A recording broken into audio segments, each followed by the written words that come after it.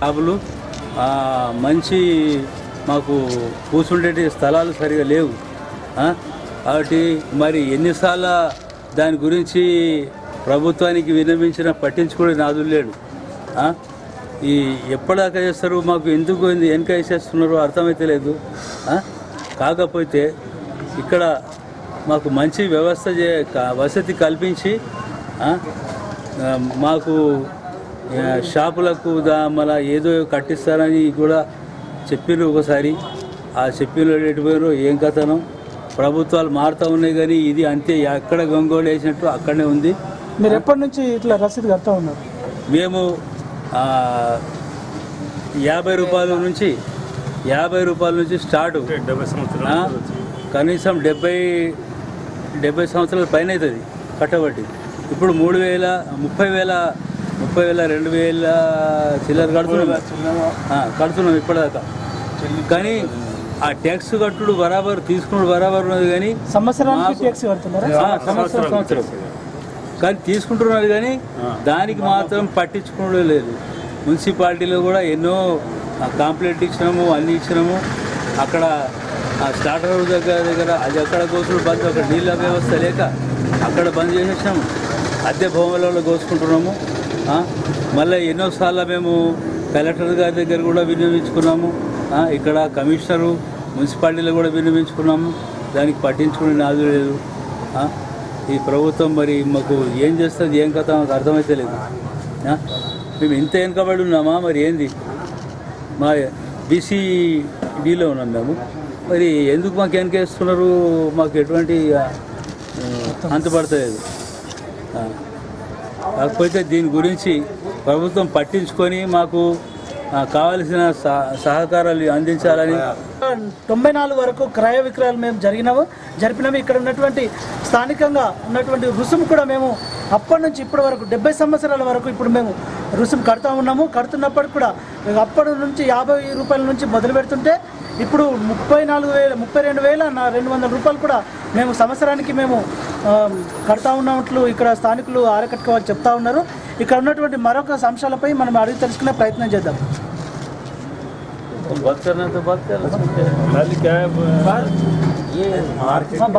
మదశాల విక్రయశాల షాపులో పట్టణము అభివృద్ధి వల్ల ఇక్కడ షాపు బయట కూడా పెట్టుకోవడం జరిగింది. అప్పటి నుంచి కొద్దిగా వెనుకబడిపోయింది. ఇందులో ఒక షాపు మాత్రమే నడుస్తుంది. ఇంకోటి కలెక్టర్ కాగితాన్ని మాత్రం ఉపయోగిస్తున్నాము. ప్రతి సంవత్సరం దీనికి పన్ను మాత్రం చెల్లిస్తున్నాము. ఇది ఆర్కిటెక్ట్కి సంబంధించినటువంటి ఆస్తిలాగానే మేము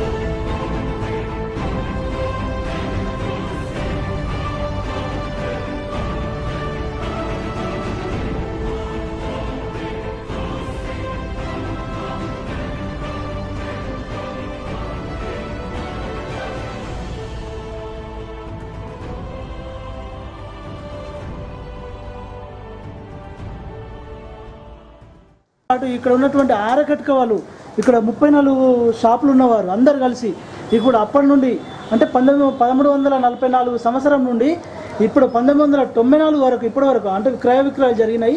ఇక్కడ క్రయ విక్రయాలు జరిగినప్పటికి కూడా ఇక్కడ వాళ్ళు 50 రూపాయల నుండి ఇప్పుడు 32,400 రూపాయలు కూడా మేము సంవత్సరానికి చెల్లిస్తూ ఉన్నామని చెప్పేసి ఇక్కడ స్థానికులు చెప్తా ఉన్నారు. అలాగే ఇక్కడ ఉన్నటువంటి భవనం శిథిలావస్థకు చేరుకోవడం వల్ల ఇక్కడ మనం రోడ్డు మీదకి వచ్చి క్రయ విక్రయాలు జరుగుతూ ఉన్నాయని చెప్పేసి ఇక్కడ చూస్తూ ఉన్నాం. ఇక్కడ ఉన్నటువంటి విజువల్ మనం ఇక్కడ చూద్దాం.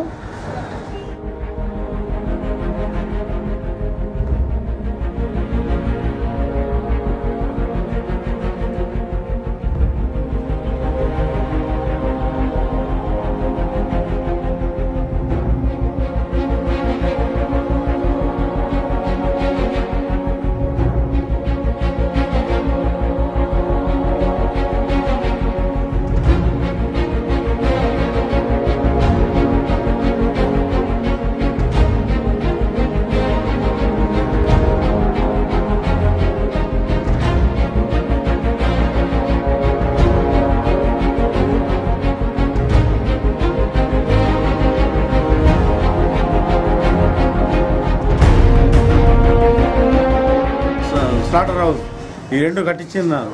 అప్పటి నుంచి అక్కడ కట్ చేసుకుంటా ఇక్కడ అమ్ముకుంటా ఉన్నాము. కానీ అప్పటి నుంచి ఇప్పటిదాకా మాకు ఎలాంటి సౌకర్యాలు చేయలేదు. ప్రభుత్వాలు సంవత్సరాలకు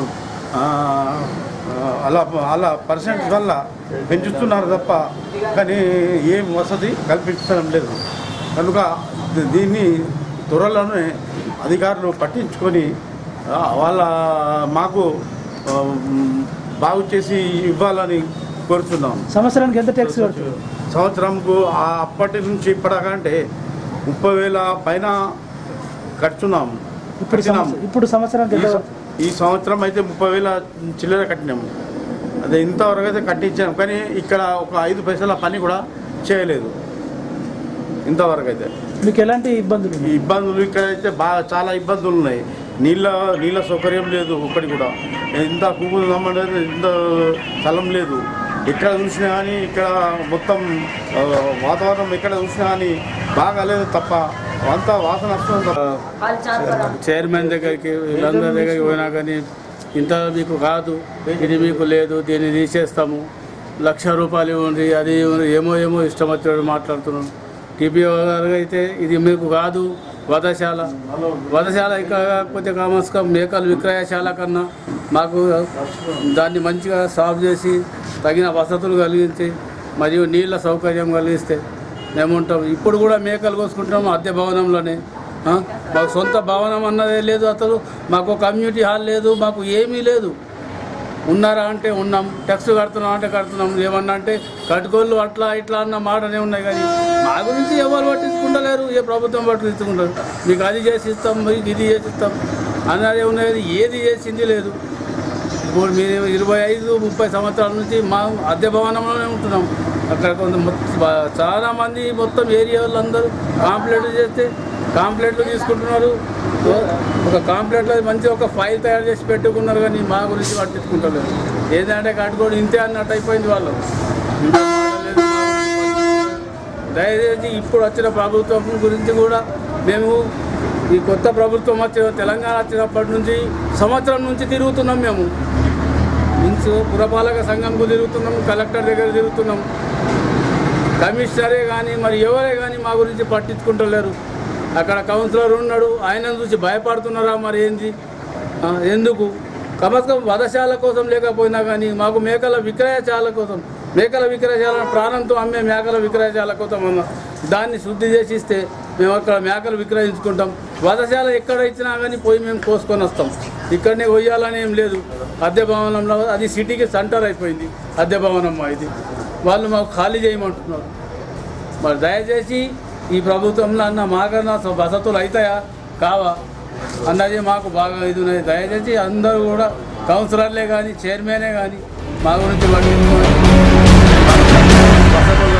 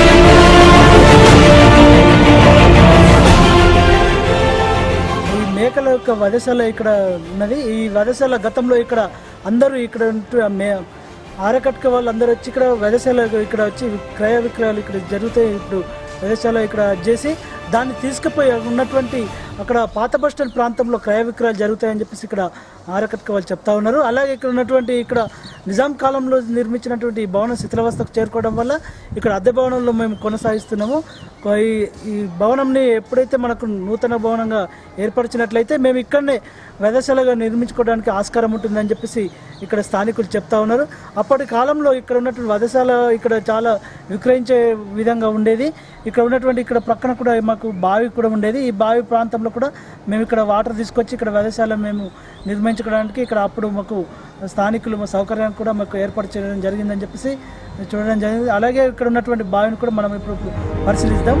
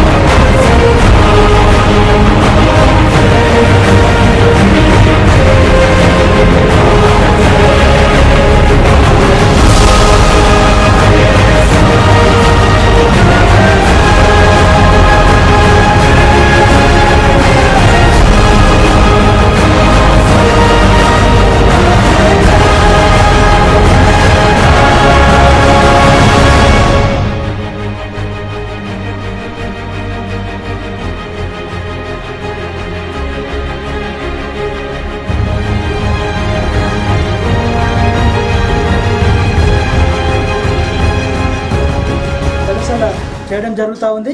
అప్పుడు ఉన్నటువంటి ఇక్కడ చూస్తున్నటువంటి విజువల్ మనం ఎప్పుడైతే ఇప్పుడు అక్కడ వధశాల నిర్మించడానికి స్తంభం కూడా ఏర్పరచడం జరిగింది. ఆ వధశాల స్తంభంకు మనకి అక్కడ ఉన్నటువంటి వైర్లను కట్టుకొని అక్కడ వధశాల నిర్మించి అక్కడ ఉన్నటువంటి విక్రయాల కోసం ఇక్కడ వధశాల చేసి క్రయ విక్రయాల కోసం అక్కడ పట్టణానికి లోపలికి తీసుకువెళ్ళేవారు. అక్కడ ఉన్నటువంటి అక్కడ పాత బస్టాండ్ ప్రాంతంలో ఉన్నటువంటి నైజాం కాలంలో నిర్మించినటువంటి ఆ భవనంలో ఎక్కువ ఆ చుట్టుపక్కల గ్రామాలు కానీ ఈ ప్రాంత ప్రజలు కానీ అక్కడికి వచ్చి క్రయ విక్రయాలు కొనుక్కోవడానికి అక్కడికి రావడం జరుగుతుందని చెప్పేసి ఇక్కడ ఆరకట్క వాళ్ళు చెప్తా ఉన్నారు. అలాగే ఇక్కడ ఉన్నటువంటి ఇప్పుడు ప్రజెంట్గా శిథిలావస్థకు చేరుకోవడం వల్ల మాకు ఎలాంటి ఇక్కడ సౌకర్యం లేకపోవడం వల్ల మేము అద్దె భవనంలో మేము వధశాల నిర్మించుకోవడం జరుగుతుంది. ఇక్కడ ఉన్నటువంటి స్థానికులు కానీ ఉన్నటువంటి అధికారులు కానీ మాకు ఆర్థిక సాయం అందించినట్లయితే మాకు వధశాల నిర్మించుకోవడానికి నూతన భవనము మాకు ఏర్పరచుకోవడానికి ఇక్కడ మాకు సౌకర్యకరంగా ఉంటుందని చెప్పేసి ఇక్కడ వధశాల ఆవేదన వ్యక్తం చేస్తూ ఉన్నారు. అలాగే మాకు ఉన్నటువంటి ఈ భవనంలో ఇక్కడ మొత్తానికి ఇక్కడ కొంత స్థలం కూడా మాకు పక్క వాళ్ళు కూడా మాకు కబ్జాకు గురవుతున్నటువంటి స్థలాన్ని కూడా మనం ఇక్కడ అబ్జర్వేషన్ మనం చూడవచ్చు.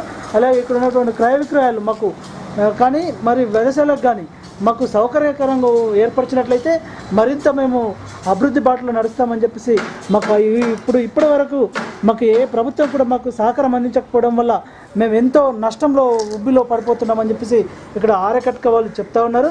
ఈ స్థలాన్ని కనబడకుండా పక్కకు సైకిల్ స్టాండ్లు పెట్టేసి పక్కకు ఏదో ఇది పెట్టేసి మొత్తం కబ్జా చేస్తారు. దీన్ని మా స్వాధీనంలో వరచట్లేదు. మాకు లేకుంటే వేరే ప్లేస్ మంచిగా చూపించేసి మమ్మల్ని మాకు ఎంకరేజ్ చేయాలని చూస్తున్నారు. దీనికి ఇక్కడ సంబంధించినటువంటి పేపర్లు కానీ ఏమన్నా ఉన్నాయండి? అన్నీ ఉన్నాయి. టెక్స్లు కూడా కడుతున్నాము. ఆ జమా నుంచి ఎంత టెక్స్ కడుతున్నాం అదే రూట్గా జరుగుతున్నది. ఇంకా ఎన్ని సంవత్సరాల నుంచి మీరు కడతారు? దాదాపు అయితే నా మట్టుకైతే 100 సంవత్సరాలు కూడా అయిపోయిందచ్చు అనిపిస్తుంది. అది ఆ నవాబుల కాలం నుండే కడుతున్నాం టెక్స్. ఇప్పటికీ తెలంగాణ వచ్చిన టెక్స్ కట్టు అనే చెప్తున్నారు.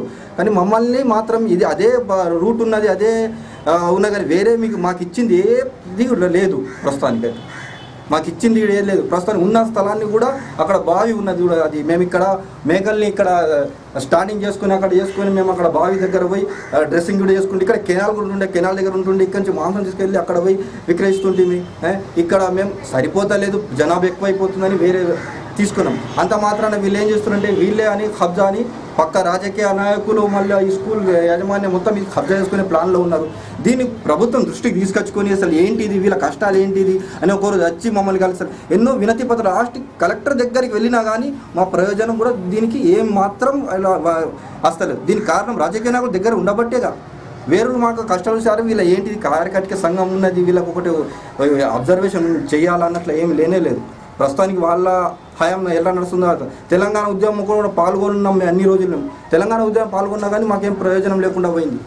ఆ రోజు కేసీఆర్ వచ్చి జీవన్ రెడ్డి మా కుల సంఘానికి వచ్చి చెప్పిండు మీకు అన్ని వసతులు కల్పిస్తాను. అప్పటి నుంచి మా ఊసెత్తడం లేదు. దీనికి ఏం చేస్తారు మీరు ఇన్ని సంవత్సరాలు అవుతుంది. మా పిల్లలు కూడా ఈ వృత్తినే వద్దంటారు. వాళ్ళ టెక్స్టులు కట్టడం ఏంటిది, మాకు ఏ సదుపాయాలు లేదు. అద్దె భవనంలో కూడా వాళ్ళు మేము అద్దె కట్టాలంటే తీసేయమని వాళ్ళు తీసేస్తారు. వాళ్ళు అడిగినంత అద్దె ఇవ్వాలని పడుతున్నది. మాకు ఎంత అద్దె ఇవ్వగలుగుతాం మేము? మేకకింత అని వాళ్ళు తీసుకుంటారు. మీరు గవర్నమెంట్ నుంచి మీ స్థలం ఇక్కడ ఉన్నది మంచి చేయించి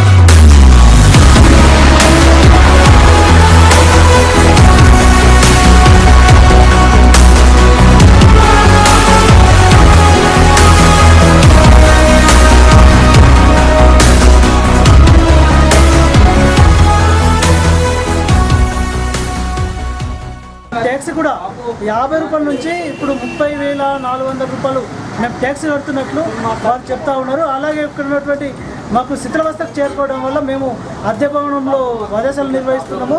మేము ఇంకా అలాగే ఇక్కడ ఉన్నటువంటి విక్రయాలు కూడా మేము వేరే ప్రాంతంలో కూడా మేము అద్దె భవనంలో కూడా కొనసాగిస్తున్నాము. అదే మా సొంత భవనం అయితే మాకు మరింత సౌకర్యకరంగా ఉంటుందని చెప్పేసి ఇక్కడ ఆరకట్క వాళ్ళు చెప్తా ఉన్నారు. ఇక్కడ ఉన్నటువంటి ఆరకట్క వాళ్ళు 34 ఆరకట్క షాపులు ఉన్నాయి. ఇక్కడ ఉన్నటువంటి ఆరకట్క వాళ్ళకి ఇక్కడ 2వ వార్డులో ఉన్నటువంటి వదాశాలను మేము అక్కడ శిథిలావస్థకు చేరుకున్నది. ఆ వదాశాల ఉన్న మాకు పూర్వం ఉన్నటువంటి నిజాం కాలంలో నిర్మించినటువంటి భవనము శిథిలావస్థకు చేరుకోవడం వల్ల మేము ఆ వదాశాల కూడా అద్దె భవనంలో మేము వదాశాలు నిర్వహిస్తున్నాము. అద్దె భవనంలో నిర్మించడం వల్ల మాకు అద్దె కూడా విపరీతంగా పెంచడంతో మాకు చాలా ఇబ్బందికరంగా ఉందని చెప్పేసి ఇక్కడ స్థానికులు చెప్తా ఉన్నారు. అదే ఉన్నటువంటి ఇక్కడ 2వ వార్డులో ఉన్న వదశాలను ఇక్కడ పాత బస్టాండ్లో ఉన్నటువంటి క్రయ విక్రయాలకు జరుగుతున్నటువంటి శిథిలావస్థకు ఉన్నటువంటి భవనం, ఆ భవనాన్ని మాకు సొంత భవనంగా నిర్మించడం